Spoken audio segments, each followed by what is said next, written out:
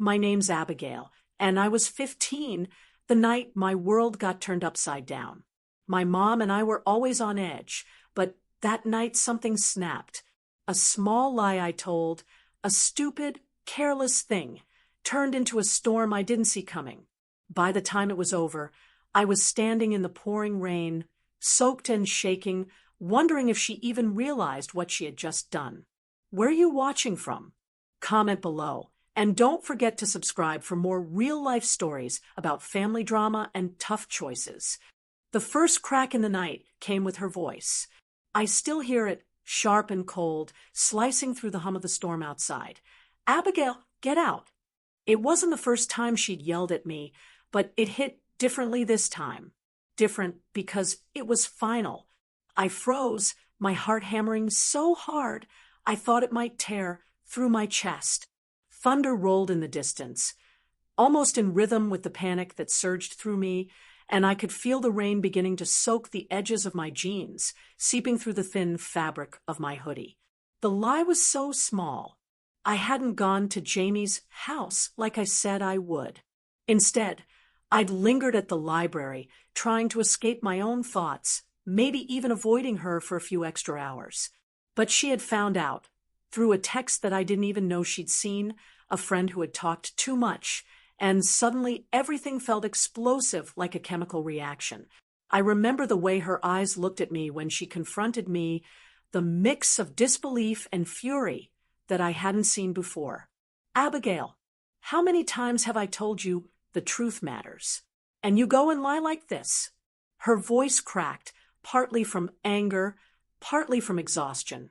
And I wanted to tell her that I didn't mean to lie, that it wasn't a big deal, but the words stuck in my throat. I couldn't make them come out. Instead, I felt my chest tighten as she stepped closer, each step heavy, deliberate, like the air around us had suddenly thickened. I could smell the faint scent of her shampoo, sharp and floral, mixed with the tension in the room. The storm outside made everything louder. The wind rattling the windows, the occasional claps of thunder, the distant wail of a siren somewhere down the street. But inside, it felt even louder, magnified by the fear and guilt twisting inside me. I could see her hand twitching, as if she wanted to grab me or shove me, and my stomach lurched. That was the moment I realized she wasn't going to just scold me and move on. Something had changed. I tried to explain, my voice quivering. I didn't mean to, but she cut me off mid-sentence, pointing a finger sharply toward the door. "Get out. Now." The words were simple, but the weight behind them crushed me. It wasn't just anger. It was hurt disappointment, something deeper than I could even name at 15. I wanted to cry, scream, beg, anything, but all that came out was a choked whisper. The first step outside was the hardest. I remember feeling the cold slap of rain against my face, the way the wind tore at my wet hair. It was instant, shocking, like the world had transformed into a place I didn't recognize. The pavement beneath my shoes was slick, reflective, catching the flashing street light and the lightning above. For a moment, I just stood there, unsure if I should run back or keep walking. Every instinct screamed both at once. Go home, but also don't. A car drove past slowly, the headlights illuminating me for just a second. I froze. I imagined someone watching me, judging me, maybe thinking, that poor kid shouldn't be out here. The storm felt like it was laughing at me, every gust of wind pushing me back, every drop of rain soaking through my clothes, telling me that I was alone. And I was alone.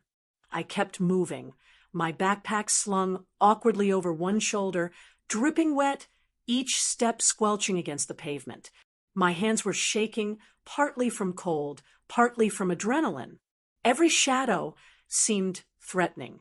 A cat darted across the sidewalk, making me jump so hard that I nearly dropped my backpack. My chest was tight, my throat dry, and I realized I hadn't even caught my breath since she had yelled those 3 terrifying words. "Get out. Now." I thought about shouting back, something to make her see me, to make her understand that I wasn't some reckless kid, but my voice didn't work. It was gone, swallowed by the storm. All I could do was walk, step by step, one foot in front of the other, and with each step, the realization sank deeper. Nothing I said would bring me back inside tonight.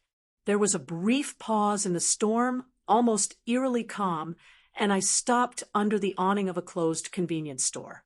I could hear my own ragged breathing, see my reflection in the puddles at my feet, distorted and fragmented.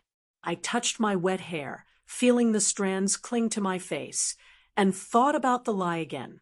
It felt stupid now, insignificant even, but I could see how it had become so dangerous. Lies had weight, consequences I hadn't imagined. As I crouched slightly, trying to shake off the cold and the fear, I remembered how she had always said she only wanted the truth, that honesty mattered more than anything else. And I had betrayed that trust in the most casual way possible. I could almost hear her voice, softer now, underneath the anger. I just want you safe. I just want you to be honest with me. I hadn't realized it before. I hadn't listened. Another crack of thunder startled me, and I jumped, spilling a little of the water I had been scooping into my hands to rinse off the mud from the sidewalk. The shock of the cold water reminded me that even the smallest things, the rain, the wetness, the chill in my bones, were magnifying everything. The storm wasn't just outside. It was inside me. Every regret, every panic, every thought about what I could have done differently was swirling, tangled, impossible to separate. And then movement caught my eye. A shadow flitted near the edge of the street, someone walking fast with their hood up. My heart leapt into my throat. Was it someone dangerous? Or just another stranger? I didn't know, and I didn't have the energy to care. I kept walking. My mind raced with possibilities, each one darker than the last, imagining what could happen to me out here. Alone, soaked, 15, and terrified. I passed a lamppost that flickered and felt a pang of absurd fear. If this were a movie, this would be the moment someone mysterious would appear. But this wasn't a movie. This was real life. And my life felt out of control. I wanted to go back, to run to her, to tell her I was sorry, but the door had closed behind me, and it was too late. She had meant it. Somewhere down the street, I heard laughter, kids older than me, probably on the same street I had walked 1,000 times without thinking twice. Tonight, it sounded mocking, a reminder that I wasn't supposed to be out here, that I had been cast out, and that my little lie had made me powerless. I kept my head down, hoping they didn't notice me, hoping I could just get through the storm and the night without another confrontation. I ducked into a narrow alley for a second, hoping to catch my breath and figure out what to do next. I leaned against the cold brick wall, feeling it press against my wet back, and closed my eyes.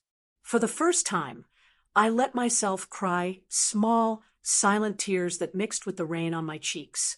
I cried for fear, for guilt, for the realization that my home, my safe space had been closed to me in an instant. And then I remembered the small victories of earlier in the day, the laughs with friends, the moment I had felt free at the library. Those memories made the current reality even harsher. Life had flipped upside down in a matter of minutes because of a lie I thought was harmless. It wasn't harmless. It never had been. Hours passed, or at least it felt like hours. I wandered, shivering, feeling the storm through every layer of clothing. Every puddle reflected my distorted, soaked image. Every street lamp painted long, lonely shadows. And yet I walked. I had no other choice. To stand still was to give in to fear completely. To move forward, even step by step, was to cling to life, to hope, to some flicker of control. At one point, I sat on the curb, my backpack soaked through, my shoes heavy with water. I realized I couldn't go home. Not yet. Not until the storm outside calmed, and the storm inside me settled just a little. I shivered violently, wishing for warmth, wishing for comfort, wishing for any hint that things could go back to normal. But I knew they wouldn't. Not tonight. Not for a long time. By the time the first hints of dawn started to touch the sky, turning the clouds gray instead of black, I was still outside, still cold, still exhausted. And I realized something terrifying and liberating at the same time. Being kicked out had forced me to see the world differently, to see myself differently, to understand the weight of actions and words. I was still Abigail, 15, scared and wet, but I was also someone who had survived a night alone in a storm, someone who had faced fear head-on, even if trembling. And as I finally walked back toward my house, each step heavy but determined, I knew that night, the night the door closed behind me, would never leave me. It was a harsh lesson, a cruel teacher, but it was one I would carry with me. I would carry the knowledge that lies, no matter how small, had consequences. That fear could be endured. That storms, both outside and inside, could change you forever. The gray light of early morning barely illuminated the street, but it was enough for me to see the puddles reflecting my shaky reflection. My shoes squelched against the wet asphalt, with every step, the water seeping in around the edges. My hoodie clung to me like a second skin, heavy and cold. My teeth chattered, not just from the chill, but from the raw mix of fear and disbelief that had been building since the door slammed behind me. I kept walking because standing still wasn't an option. I had nowhere to go, and staying put felt like giving up entirely. I tried to calculate my next move, but the street felt endless and unfamiliar. Every turn brought more shadows and the occasional flicker of headlights from a passing car.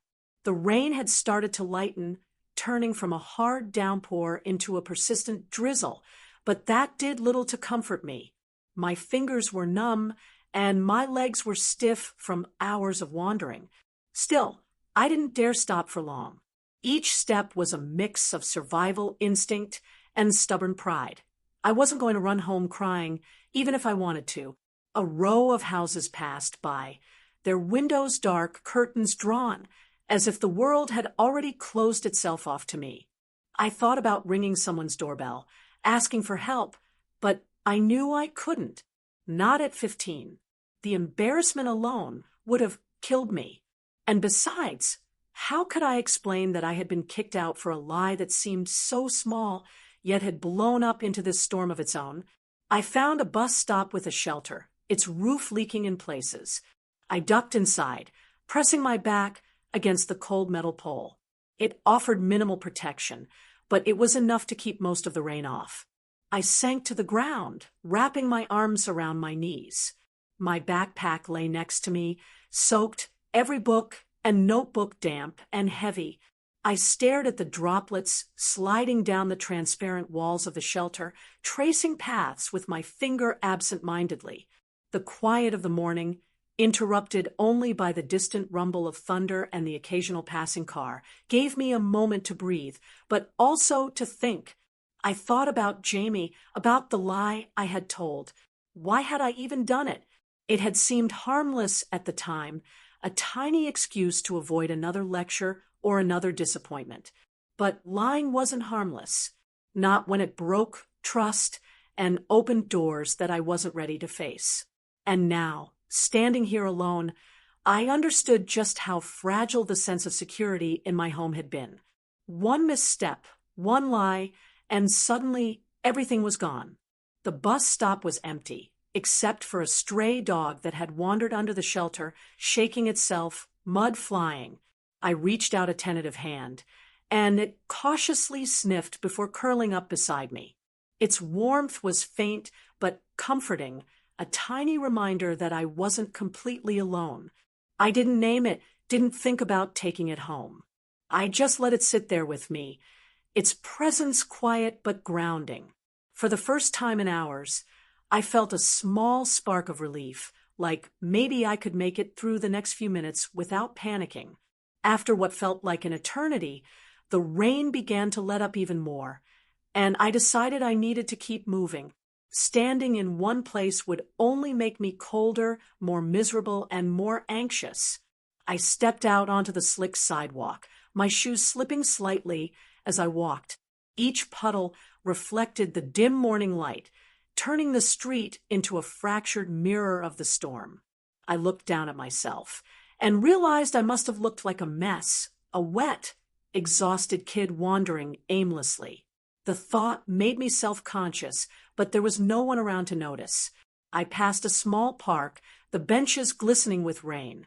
I considered sitting, just to rest, but the thought of staying still and vulnerable terrified me. Instead, I circled the perimeter, my hands shoved deep into my hoodie pockets, shivering from the cold. Somewhere in the back of my mind, I thought about my mom. I wondered if she was regretting the way she'd pushed me out. Maybe she hadn't meant it. Maybe she had just lost control for a moment. But even as I hoped, even as I wanted to forgive her in some quiet, invisible way, my pride kept me moving forward. I couldn't let her see me weak. Not yet. A sharp gust of wind blew across the park, scattering leaves in all directions. I ducked instinctively, pressing my head down against my knees for a second, shivering. The storm wasn't over, even if the rain was lighter. Nature seemed to echo the turmoil inside me, each gust and rustle reminder of the chaos that had started at my front door.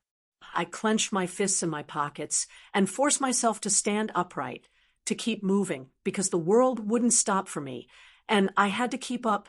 At the edge of the park, I noticed a small alleyway, narrow and dim, but seemingly sheltered from the worst of the wind. I hesitated. My instincts screamed to avoid it. It felt too secluded, but the thought of another few minutes in the open made me push forward. Step by step, I crept down the alley, the brick walls rising on either side, the echo of my shoes loud against the pavement. Every sound seemed amplified. A distant dog barking, a loose piece of metal rattling in the wind, the faint drip of water from a gutter. My heart raced with a mix of fear and excitement, the kind you feel when you're testing boundaries, unsure of what might happen next. Halfway through the alley, I spotted a shadow moving toward me. My stomach lurched. Someone was coming. A man, a kid. My imagination ran wild, picturing all the worst-case scenarios. I pressed myself against the wall, trying to make myself small, hoping they'd pass by. The figure slowed, then stepped into the light. It was a teenage boy, maybe a year or two older than me, wearing a soaked hoodie. He glanced at me, startled, and then offered a small, hesitant nod before disappearing down the alley the other way. Relief flooded me, mixed with lingering anxiety. It was a reminder that even ordinary encounters in the storm could feel like life-or-death events when you're 15 and alone. The alley opened back onto a main street, wet and gleaming in the dim morning light. I kept walking, noticing details I had never really paid attention to before. The way water ran along the gutter edges, how the wind bent the branches of the trees, how the smell of wet asphalt mingled with the faint aroma of someone cooking breakfast in a nearby apartment. Everything felt sharper, more vivid because I was paying attention out of necessity. Survival forces your senses to wake up, to notice everything, to react to every sound, sight, and smell. I passed a small convenience store, its lights flickering on. The warmth from inside spilled faintly into the street, a stark contrast to the cold outside. I considered ducking in for a moment, just to dry off, but the thought of having to explain myself to interact with an adult stranger made me hesitate. I moved on, my stomach tightening at the idea of being seen as a lost kid wandering in the storm. Pride and fear tangled together in an awkward, painful knot. Eventually, I found myself near a bridge over the small river that cut through our neighborhood. The water was swollen from the rain, rushing fast and loud, the sound almost deafening in its force. I stopped at the edge, gripping the railing, staring down at the dark water swirling below. I thought about everything: the lie, my mom's anger, the storm outside, the storm inside. It all felt overwhelming. I wanted to cry again, but I forced myself to breathe instead, in long, slow gulps. I couldn't stop. I couldn't give up. Not now. As I leaned against the railing, I saw something that made me pause: a crumpled blanket, damp and abandoned, near the base of a tree. It looked like someone had been sleeping there. A pang of empathy hit me. For the first time, I realized that while I was scared and cold, I still had options, a home to go back to, even if it was temporarily closed to me. I wasn't truly alone in the world, and yet the vulnerability of being 15, wandering alone, struck me harder than ever. I took a deep breath and started walking again, moving down the streets in a zigzag pattern to stay as dry as possible under the remaining tree cover. My legs ached, my shoes squished with every step, and my fingers were stiff from the cold. I passed familiar houses, all silent, all closed off, the morning routine of other families continuing while I drifted through my own storm. I felt invisible and exposed at the same time. By now, the sun had started to rise, pale and hesitant, casting a muted glow on the wet streets. The storm had passed, but the world still felt raw, alive, and unyielding. I realized that the night had changed me. The fear, the solitude, the wetness, the constant uncertainty, they had all forced me to confront myself in a way I hadn't before. I wasn't just Abigail, the 15-year-old who lied and got kicked out. I was Abigail, a kid who could survive being alone in a storm, who could walk for hours through the unknown, who could face the consequences of her own choices and keep going. By now, the rain had mostly stopped, leaving the world slick and glistening, but the cold had settled into my bones. My wet shoes squished against the cracked pavement as I trudged down a quieter street, hands buried deep in the damp hoodie pockets. The storm had passed, but the chill in the air reminded me that I was still alone. Every familiar house, every darkened window, felt like a wall I couldn't cross. I realized that surviving the night wasn't just about walking through the rain. It was about facing a world that didn't pause for my mistakes, a world that demanded courage I wasn't sure I had. That's when I saw him. He was sitting on the steps of a small community center, hunched over in a thick coat that looked worn but heavy enough to protect him from the chill. His hair was damp, sticking to his forehead, and he had a backpack slung carelessly at his side. At first, I hesitated. My instincts screamed at me to keep walking.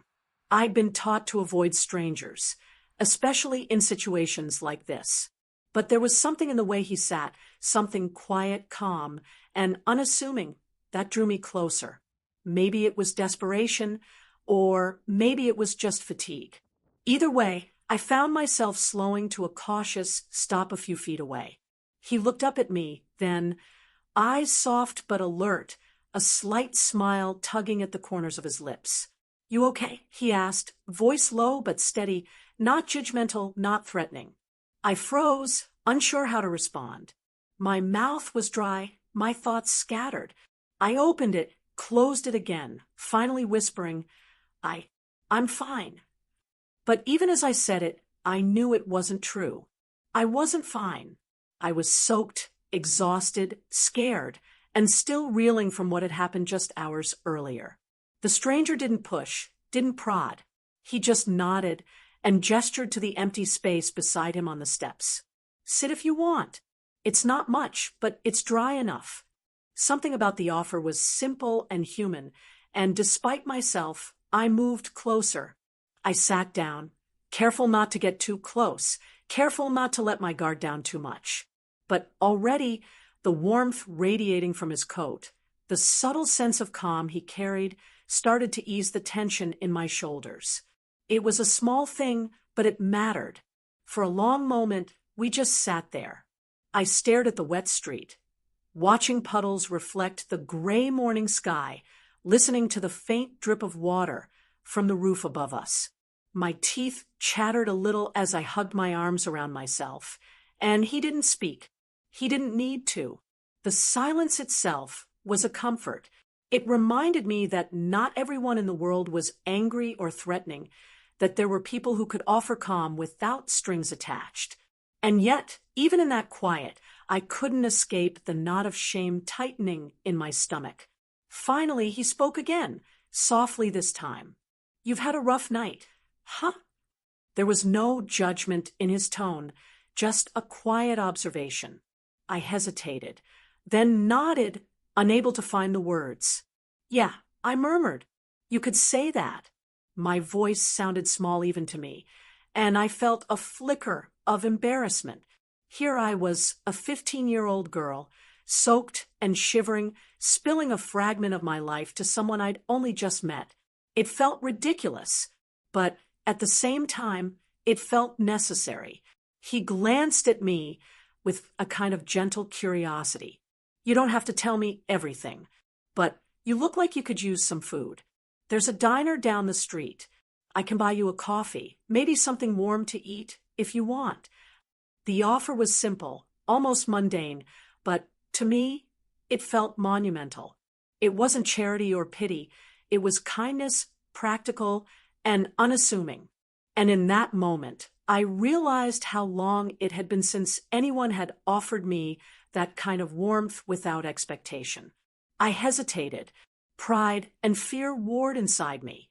Part of me wanted to say no, to keep walking, to remain untouchable and in control. Another part of me, exhausted and trembling, just wanted to give in. Finally, I whispered, "Okay, thank you." The stranger nodded, smiling faintly, and we stood together, stepping out onto the wet street. My shoes slipped slightly on the slick pavement, and he reached out reflexively, steadying me with a brief touch on my arm. It was gentle, not invasive, just a human connection I hadn't realized I was craving. As we walked toward the diner, he asked my name. "Abigail," I said quietly, almost reluctant to share, but he repeated it softly, like it was familiar and comforting. "Abigail, nice to meet you." That small acknowledgement, the recognition of my existence, my individuality, made my chest tighten. I realized how invisible I had felt over the past hours, how alone I had been. And now, here was someone noticing me without expectation, without judgment. The diner came into view, its neon sign flickering weakly in the morning haze. The smell of fresh coffee and bread wafted toward us as we entered, and immediately the warmth hit me like a wave. I let out a shiver, feeling the cold seep out of my bones, replaced by the comforting buzz of ordinary life. People were seated in booths, sipping coffee, talking quietly. The normalcy of it all was jarring after the chaos of the night, but also grounding.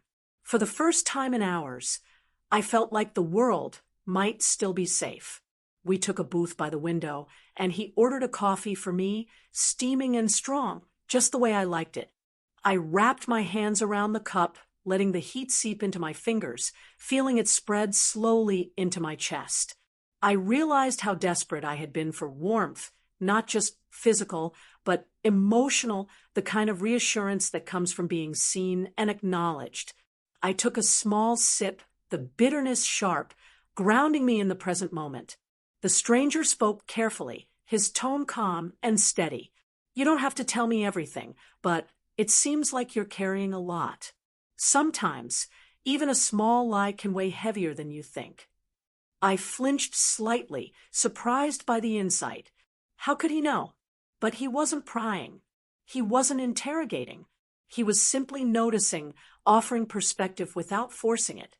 And slowly, hesitantly, I began to share fragments. Not the whole story, just pieces. The argument, the storm, the door slamming. Each word came slowly, each pause filled with nervous hesitation. He listened without interrupting, nodding occasionally, letting the space between words breathe. It sounds rough, but he said, finally, sometimes what feels like betrayal is just fear. Fear can make people react in ways we don't expect. Maybe your mom was scared, not just angry. His words struck a chord I hadn't expected. I had been so focused on my anger, my hurt, my sense of injustice that I hadn't considered fear. Fear could twist her actions, make her push me away when she actually wanted to pull me close. I stared out the window at the slowly clearing sky, letting the thoughts settle. Fear. Maybe that was what had fueled her rage, her insistence on me leaving in the storm. It didn't erase the pain, didn't make the night any less terrifying, but it added a layer of understanding I hadn't allowed myself to see. I took another sip of coffee, the warmth grounding me as my mind slowly unraveled the knot of anger and confusion I'd been carrying. He leaned back slightly, studying me with a gentle curiosity. He said softly, sometimes we hide things because we're scared of disappointing people. But hiding never solves it. And facing the consequences, well, that's how you grow. I swallowed hard, feeling the weight of truth settle over me. It wasn't easy. It wasn't neat or comforting. But it made sense. Growth required confrontation, honesty, and the courage to face fear head-on. I looked down at my hands wrapped around the coffee cup, feeling the warmth seep into my palms. I thought about the storm, the wet streets, the hours I had spent walking alone. All of it had brought me here to this quiet diner, to this stranger who offered a calm perspective, a listening ear, and simple kindness. It felt strange to be so exposed, so vulnerable, but also healing. I realized I didn't have to carry the night alone anymore. Minutes passed in companionable silence, the hum of the diner wrapping around us like a protective blanket. I could feel my shoulders relax slightly, the tension loosening just enough to notice small details. The smell of syrup and toast, the chatter of a couple in the booth behind us, the soft jazz playing over the speakers. Life was still happening, even after a night that had felt like the world had collapsed. And for the first time, I could see myself as part of it again, not just a girl cast out into a storm. The stranger's presence was steady, grounding, and as I finished the last sip of coffee, I realized something important. Warmth didn't have to be complicated. Sometimes it was just someone noticing, listening, offering a small gesture of care. That was enough to begin healing, to start seeing a path forward, even when the past night had been so chaotic, so frightening.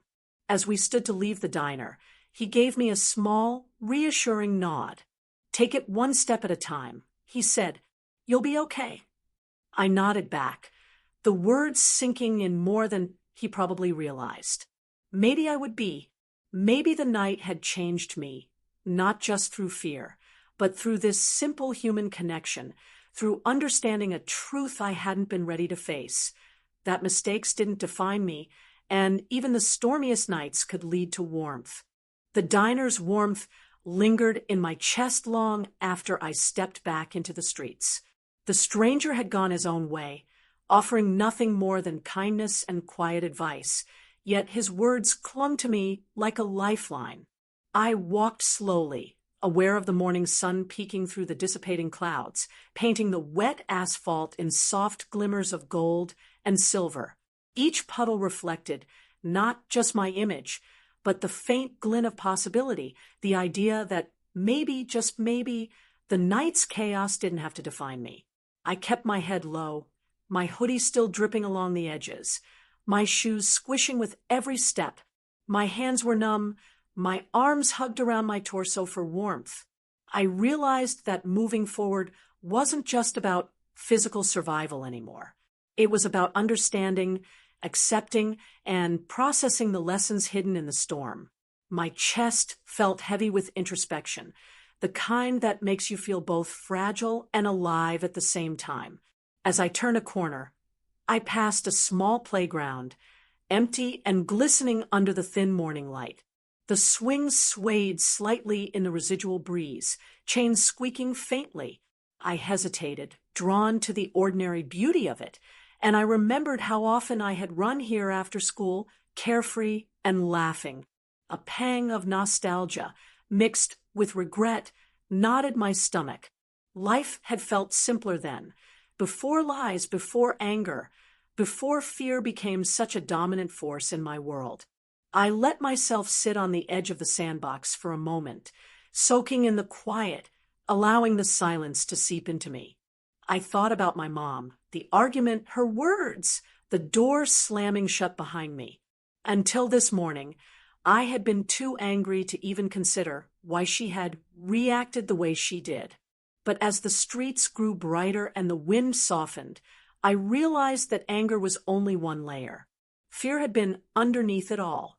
Fear for me, fear for the consequences of my choices, fear for a future I hadn't even considered. That fear had collided with my lie and created a storm far bigger than the sum of its parts. A sudden rustle in the bushes beside the playground startled me. A small bird, wet and trembling, flitted across the grass, its feathers plastered to its body. I smiled faintly, recognizing a reflection of myself in that tiny creature, fragile, cold, and unsure, yet stubbornly moving forward, refusing to give up. I crouched down, letting my hand hover near it, not wanting to scare it, just offering silent acknowledgement. The bird paused, then took flight, disappearing into the soft morning haze. Watching it go, I felt a strange sense of relief. Survival, I realized, often required letting go of fear, of anger, even of control. As I continued walking, I passed a row of small shops opening for the day. The smell of fresh bread wafted from a bakery, warm and inviting, stirring a sense of hunger I had ignored for hours. I ducked inside, careful not to draw attention to myself, and bought a plain bagel. The clerk, a middle-aged woman with kind eyes, handed it to me without question. I wrapped my hands around it, feeling the warmth seep through my fingers. It was mundane, ordinary, yet intensely grounding.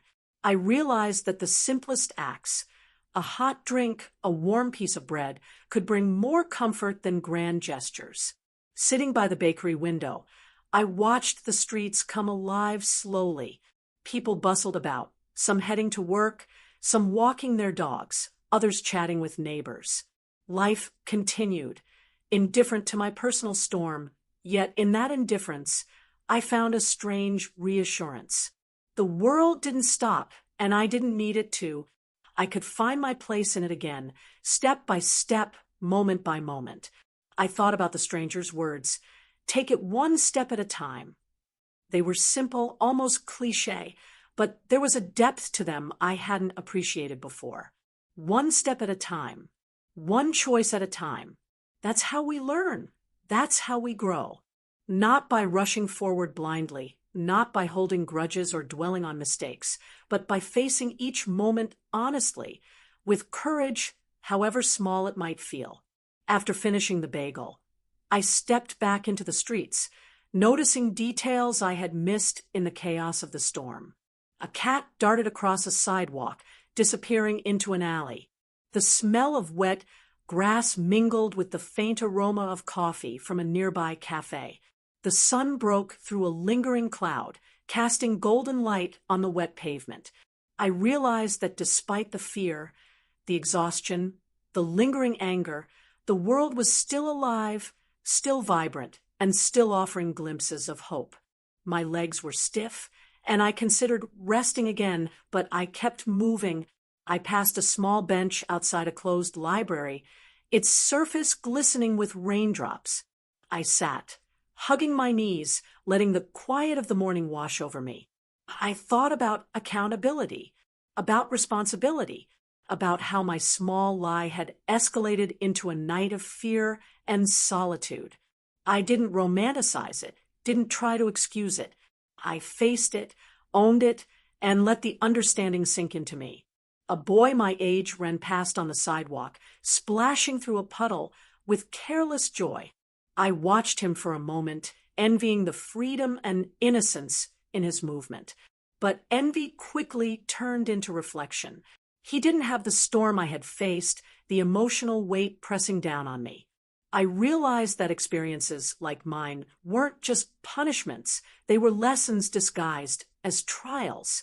And maybe, just maybe, I could take something valuable from the night, from the rain, from every step I had taken alone.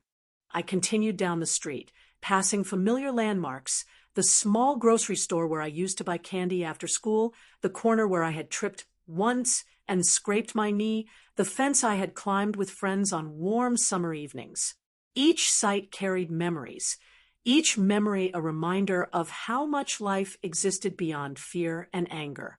I realized that the storm hadn't erased those moments, hadn't diminished them. It had merely added a layer of understanding, forcing me to see the fragility of trust and the importance of honesty. At one point, I ducked into a quiet alley to avoid a pair of dogs chasing each other down the street. The alley smelled faintly of damp concrete and old leaves. I pressed my back against the wall, closed my eyes, and let myself breathe. The muscles in my shoulders relaxed slightly. I realized that the night's storm had been external, yes, but also deeply internal. The fear, guilt, and confusion I had carried were part of a personal storm I hadn't acknowledged. Facing it, instead of running from it, was the first step toward learning, toward growth. I thought about my mom again, the anger in her voice, the intensity of her words, the door slamming shut. It all made sense in a way I hadn't allowed myself to see before. She had been scared, not cruel. Fear had driven her actions, just as fear had driven mine. We had collided in the storm of misunderstanding, and the chaos had forced both of us into extremes. But now, in the quiet aftermath, I could see her humanity alongside my own. I could see that mistakes, lies, and fear weren't punishable. They were opportunities to understand, to reconcile, to grow. The sun broke fully through the clouds now, casting warm, golden light across the wet streets. Puddles sparkled, reflecting the clarity of morning, as if the world itself was offering a fresh start. I walked slowly, savoring each step, feeling the chill in my bones fade, replaced by warmth and cautious optimism. I realized that the storm had not just forced me into solitude, it had pushed me toward self-awareness, toward understanding the weight of my actions and the depth of empathy I could extend to others. A small boy ran past me, laughing, chasing a paper airplane his father had thrown. His joy was infectious, and I found myself smiling faintly. It was a reminder that life didn't pause for fear or regret. Life went on, and so could I. Each interaction, each choice, each small act of honesty and courage could shape the way I moved forward. The storm had ended, the rain had stopped, but the lessons lingered, etched deep into my memory and my understanding of myself. I passed the corner where the alley I had explored the night before met the main street. It seemed calmer now, less threatening. I realized that perspective changed everything. The streets, the alleys, the puddles, they hadn't changed. I had. My fear had been replaced by understanding, my panic replaced by reflection. I felt a quiet strength, the kind that doesn't shout but persists, rooted in experience and endurance.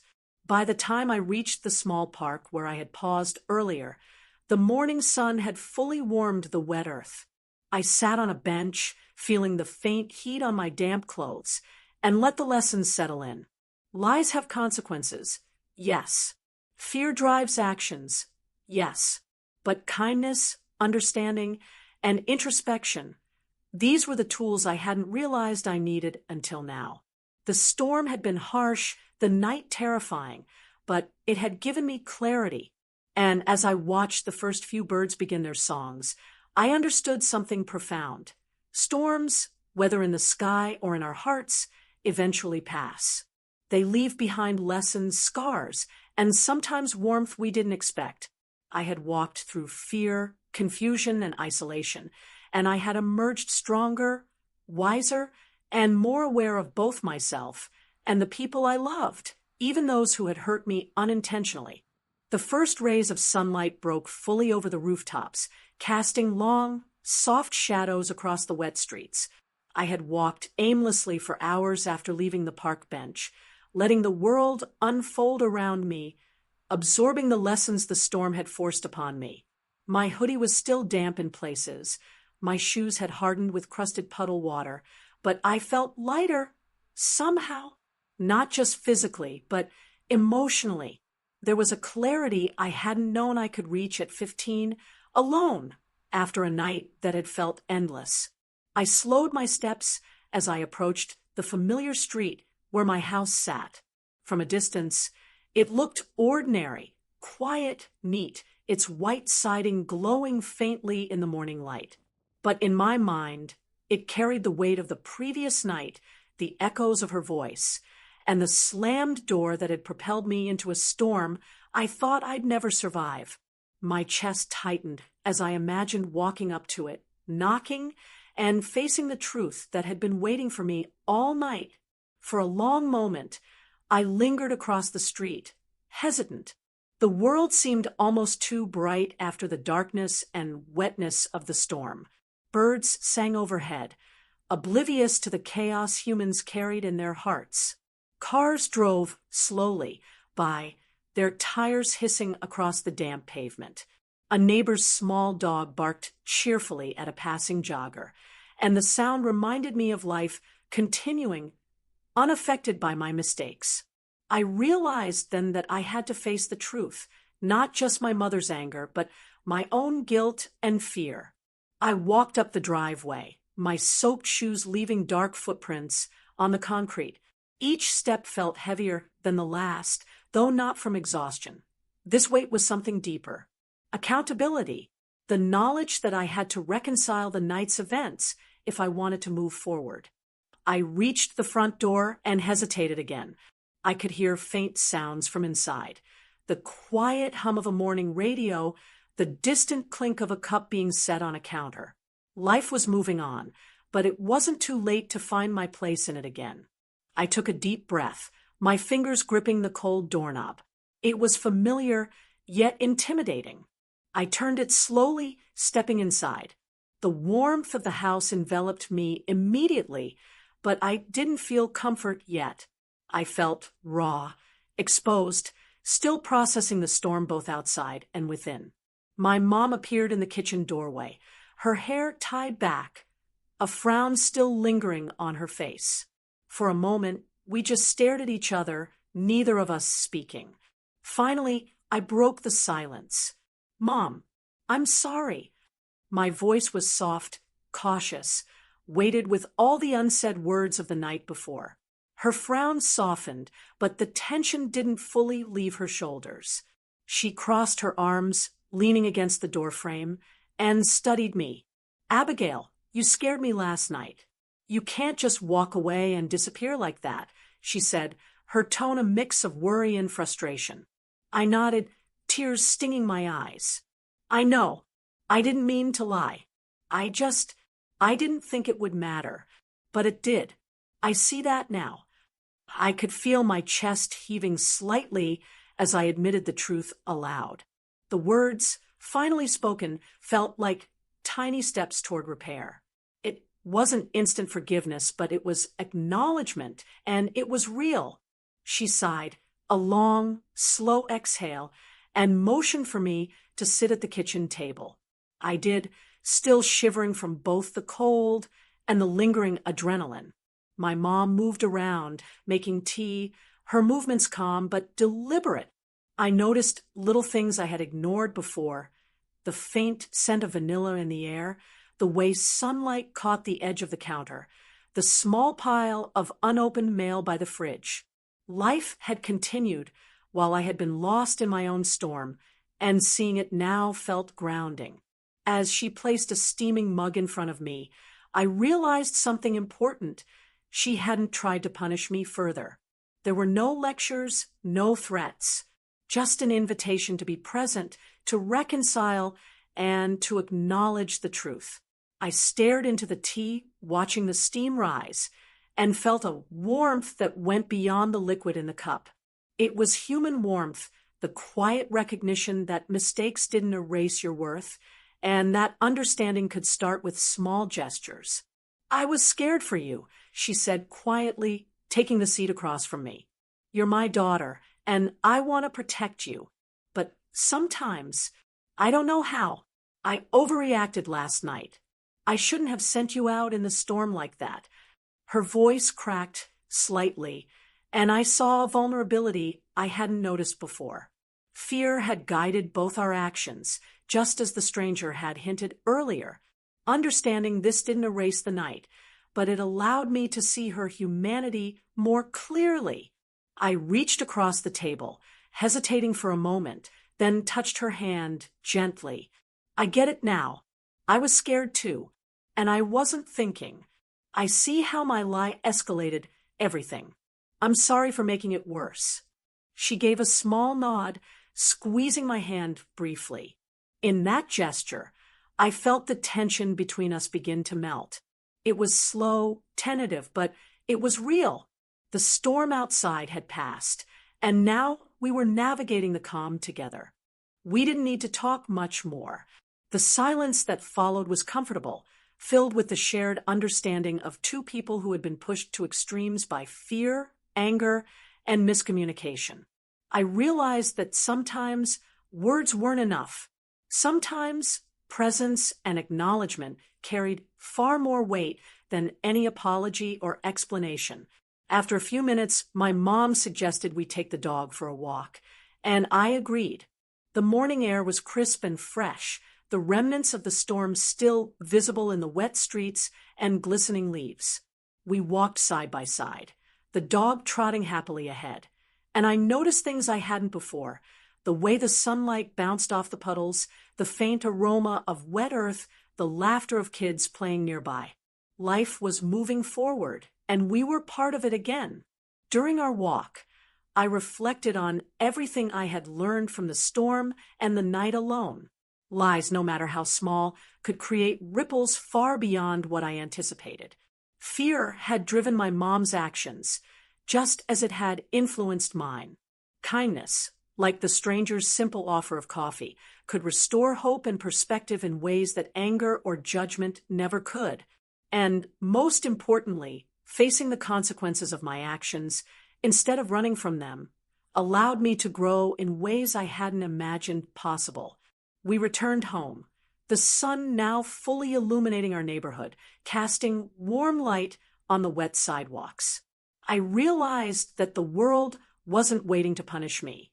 It was waiting for me to understand, to navigate the consequences, and to find my footing again. The night's chaos hadn't vanished, but it had transformed into lessons, clarity, and a renewed sense of self. Back inside, my mom and I shared a quiet breakfast, simple toast, and scrambled eggs. We didn't need elaborate conversation. Each bite, each sip of juice, was a reminder that life continued, even after mistakes, even after fear, even after storms. And as I looked around the kitchen, the light glinting off the counters, the faint sound of a neighbor's lawnmower in the distance, I understood something profound. The truth, finally faced and acknowledged, had a power stronger than anger, fear, or lies. I thought about the stranger again, the warmth and quiet understanding he had offered. That moment of human connection had guided me through the worst of the storm, giving me a lens through which to process the night's events. Without it, I might have carried my guilt and fear for far longer, weighed down by isolation. But now I could see clearly kindness and understanding, even from strangers, could illuminate paths we didn't know existed. By late morning, the streets had dried in patches, the storm's remnants lingering only in the occasional puddle or dripping eaves. My mom and I sat by the window, watching the world resume its ordinary rhythm. I felt lighter, my shoulders less tense, my mind quieter. The lessons from the storm weren't abstract. They were tangible, woven into the day, into our conversation, into the simple acts of breakfast and shared presence. I realized that the night's terror and the morning's revelations had transformed me. I wasn't just Abigail, the 15-year-old who got kicked out in a storm. I was Abigail, the girl who had walked through fear, faced consequences, learned from mistakes, and emerged with a deeper understanding of both herself and the people she loved. I had faced lies, anger, isolation, and rain, and I had survived. As the sun climbed higher, warming the wet streets and my damp clothes, I felt a quiet determination settle inside me. Mistakes didn't have to define me. Fear didn't have to control me. And anger, whether from me or others, didn't have to dominate my story. I could carry these lessons forward, step by step, choice by choice, toward a future shaped not by storms, but by resilience, honesty, and understanding. As I sat by the window, watching the sunlight finally warm the wet streets, I realized something that had taken the storm, the loneliness, and the quiet kindness of strangers to teach me life isn't about perfection. It isn't about never making mistakes or never letting fear guide your actions or never telling a lie to protect yourself. It's about facing those mistakes, owning them, and learning from them. The night I had been kicked out in the storm wasn't just a terrifying memory. It was a mirror showing me who I was and who I could choose to become. I had walked through darkness, both literal and metaphorical, and the path had been harsh, but it had also been honest. Every shivering step, every puddle I had navigated, every shadow that had frightened me, had taught me that I was capable of more than I thought. I could survive, I could endure, and I could grow. I thought about my mom, about how her fear had clashed with my own, creating the chaos that had defined that night. I realized that she hadn't been cruel, she had been human. And just as she had her fears, I had mine. Understanding that allowed me to soften, not just toward her, but toward myself. I could forgive the mistakes I had made, just as I could forgive the fear-driven actions of others, without excusing them, without pretending they didn't hurt. Forgiveness wasn't weakness, it was clarity. I thought about the stranger who had offered me warmth without questions, without judgment, a simple coffee and human kindness that had carried me through the darkest hours. His small act had reminded me that connection matters, that even in the most frightening, isolating moments, people, strangers, friends, family can be the light guiding you back to yourself. And I realized that strength doesn't always roar. Sometimes it whispers in small acts, a hand offered, a warm cup, a listening ear. Sometimes it's in sitting through silence, letting yourself feel, reflect, and understand before moving forward. As the morning fully settled into afternoon and the streets dried, I made a silent promise to carry those lessons with me, to walk through life aware that mistakes would come, that fear would follow, but that each moment also carried the potential for understanding, for compassion, for courage. I understood now that storms, whether of rain, emotion, or fear, eventually pass, leaving behind lessons, growth, and sometimes unexpected warmth. I had been Abigail, 15, scared and alone, lost in a night that felt endless. But I was also Abigail, learning, growing, and finding the strength to face truth, own my choices, and embrace the possibility of a brighter morning. The storm had ended, but its lessons would remain, shaping me, guiding me, and reminding me that even when life pushes you to the edge, you can find your way back with patience, honesty, and a heart willing to keep walking forward.